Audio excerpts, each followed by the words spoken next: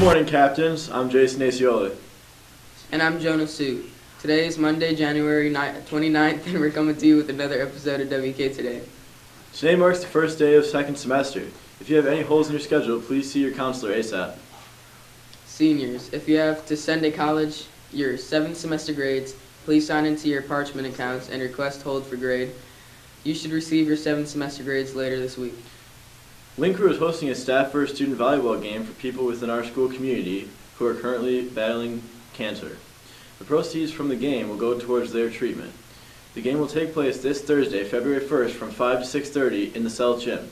Admission into the game will be $5 or free with the purchase of a t-shirt. T-shirts will be sold for $10 and wristbands will be sold for $3 at all lunches. The winter drama, 12 Angry Jurors, will take place this weekend. Come see the show on February 1st, 2nd, or 3rd at 7 p.m. or February 4th at 2 p.m. Now let's turn it over to Xavier for sports.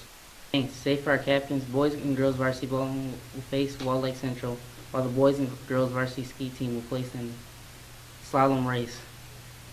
There will be a meeting for all boys interested in being on the Kettering boys golf team on Thursday, February 1st at 1:35 p.m. in the room 108. Boys unable to attend the meeting should see Ms. Jackson in an athletic office. Any players that are interested in playing for the Kettering Captains baseball program this spring and has not filled out the player information forms asked to go see Ms. Jackson in the athletic office. Kettering varsity basketball versus Mont, also known as Backyard Battle, plays at Oakland University on Saturday, February 10th. Boys play at 3 p.m. and girls play at 5 p.m. Backyard Battle t-shirts are $10 each and are your ticket into the game. Admission if not wearing this year's shirt is $5. T-shirts are for sale at home basketball games and in the athletic office on a first come, first served basis. That's all for sports. Now back to you at the news desk. Are you interested in getting fit? Consider coming to the after-school workout sessions every Monday and Wednesday. This is to encourage students and staff to engage in physical activity.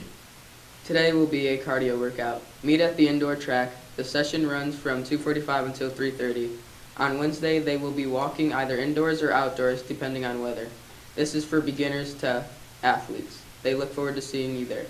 Getting fit with everyone.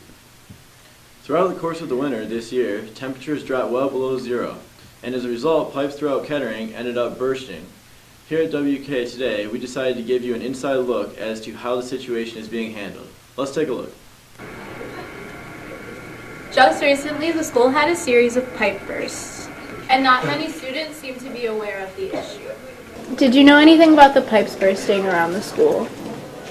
No, I did not. Yes, I read about it in an email from the school. Yeah, I heard about it over break. No, I was not. No, I had no idea about it. No, I didn't know. Pipes above classrooms in the PAC burst suddenly due to the cold weather. Though much of the school went unaffected, the music suite took a big hit, losing most of their music that was to be played over the course of the year.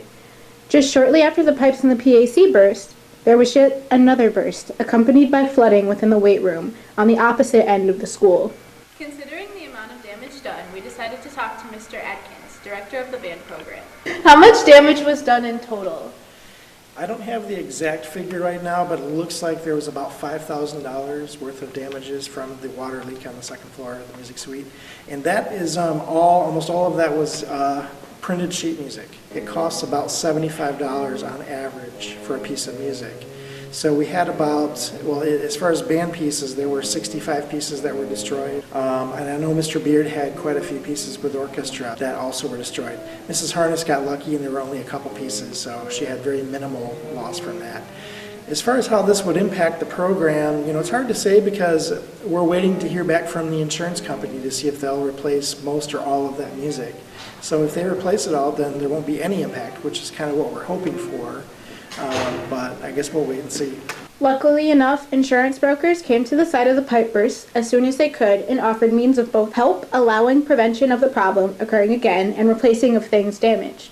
With much more information on that, we sat down here with Miss Cooper, the principal at Waterford Kettering High School. How much does the school have to pay for this? We work with our insurance company and we work through the processes and the funding that we already have. So right now, we are finishing the insurance reports. So what that does is it goes through and assesses all of the pieces of the damage, whether that be sheet music or uniforms or whatever it is. Just like if you have something with your house, right? Your insurance helps pick that up. So I don't have the exact cost, but I know that we're working through that process. What is being done to prevent this in the future?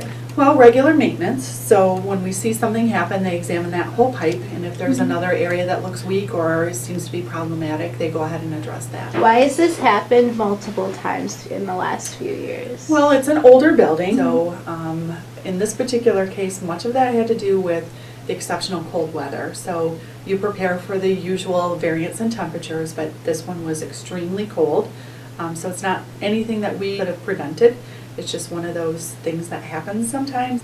And is it a safety issue for the students here at Kettering? Fortunately, it wasn't, because there were no students here. It was extremely hot water, so we are very fortunate that it didn't happen when that occurred. But again, and we were able to minimize the damage because our maintenance crew, our custodial staff, caught it pretty quickly.